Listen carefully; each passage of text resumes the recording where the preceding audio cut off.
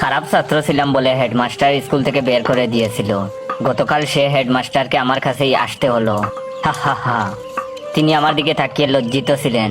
হয়তো তার লজ্জিত মাখানো মুখে ক্ষমার ভঙ্গি ছিল। তার কাজটা করাতে আমি কোনো টাকা নেইনি, যাতে তিনি বুঝেন সে অপমানের উত্তর।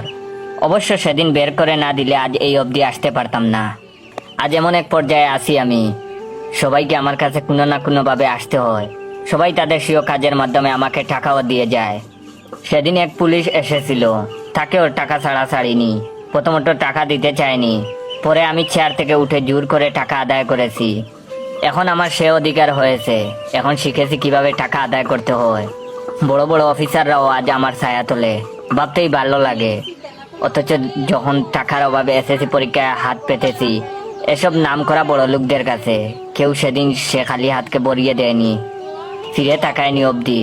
অবশ্য তাকালে আজকের পর্যায়ে আসতে পারতাম না। হা হা হা হা। প্রতিটা প্রতিষ্ঠিত শিক্ষিত মানুষের উচিত একজন করে শিক্ষিত মানুষ তৈরি করা, লালন করা। অথচ কেউ করে না। যদি করতো সেদিন টাকার অভাবে আমাকে কাঁদতে হতো না, রাস্তায় দাঁড়াতে হতো না। অবশ্য করলে আজকের পর্যায়ে আসতেও পারতাম না। তাই ধন্যবাদ তাদের। ভাবতেই ভালো লাগে, যে মেয়েটি আমাকে প্রত্যাখ্যান করেছিল টাকা ছিল না বলে, সে মেয়ের হাজবেন্ডও গতকাল এসেছিল। হা হা হা।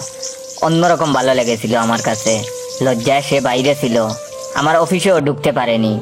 অবশ্য সেদিন টাকার জন্য আমাকে রিজেক্ট না করলে আজকের পজিশনে আসতে পারতাম না। হা হা হা। তবে তার লাঞ্ছনায় একটা কথা বুঝেছি, ভালো ছেলের জন্য মেয়েরা তাদের হাত ধরে না, মেয়েরা হাত ধরে শুধু টাকার, শুধু টাকার।